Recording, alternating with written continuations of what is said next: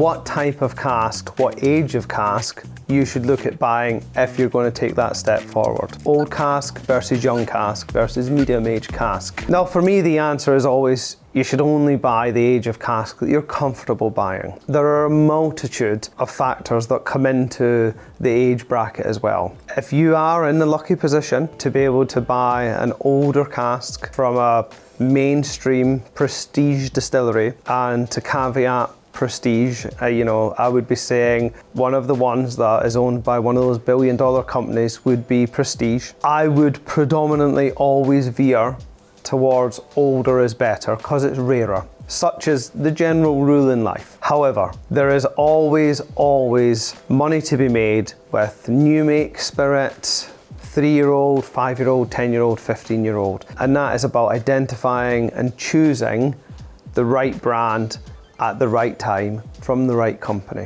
As we've talked about and mentioned before, it's really important that when you're dealing with whichever whiskey investment company you're dealing with, you double check what they're offering you. You just make sure that it is not trade name. If this company is well established, it is going to be offering you some of the best products on the market because it's got the best connections, the best links, the best heritage, the best friendships, which is what a lot of the whiskey market is based around. Young new make spirit, if that is what you're comfortable doing. I own quite a lot of young new make spirit, and I've chosen some of the best brands to do that with because I know in 15 years time that will be quite rare, that might not be available to the market, or because I've only seen it pop up in the market every so often. And that is the type of casks that Elite will be offering you, is the young new make spirit that only pops up in the market every so often. And they are the real gems of the new make spirit world, because as I touched upon before,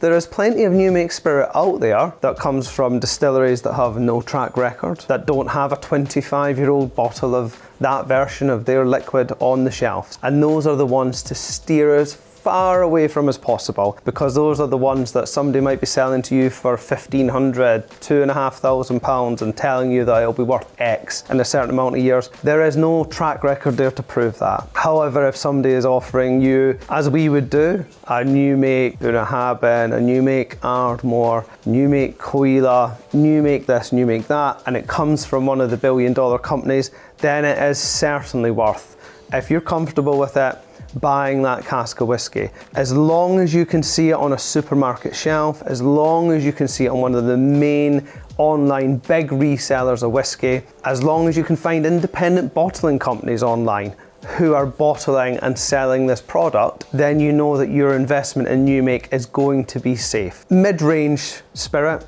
3 to 10 years of age, that tends to be the sweet spot for a lot of investors. It's where you can get more bang for your buck, and it is also where you will be hitting sort of peak bottling age when you get past 10 years of age. Also on top of that, the longer that you hold it for, and if it is a spirit that's owned by a Diageo, a Bacardi and a Pernod Ricard, and I do keep saying it because I think it's so important to reinforce that those people are spending their millions of pounds marketing and making the cask that you own, they're making it better on your behalf. Now, between 3 and 10 years, 12 years of age, it is the sweet spot, because if you do hold it for 10 years, let's say, then it is likely that you will see major changes within that product's packaging, within cask releases that are done, and within the age statement releases that are done by those distilleries. And of course, when that happens, there is a price increase because they have not done rebrands, they've not released extra cask types or extra year types for no reason at all. And also you get the natural increase in price. A lot of these bigger companies, every year they release their 10 or their 12 or their 15-year-old. It's always a few pounds extra for the same version.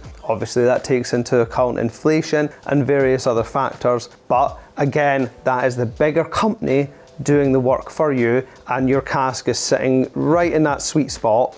And with this huge growth of independent bottlers worldwide, they don't want to be sitting on casks for years. They want to be buying ready-made casks that are 12, 15, 18 years of age, that you know, one of the bigger multi-billion-dollar companies has done a rebrand on or released a hot new cask version of or a new age statement of, as an independent bottler, they have the flexibility to be able to come to companies and say, do you have X amount of casks of that type, of that name, ready to sell?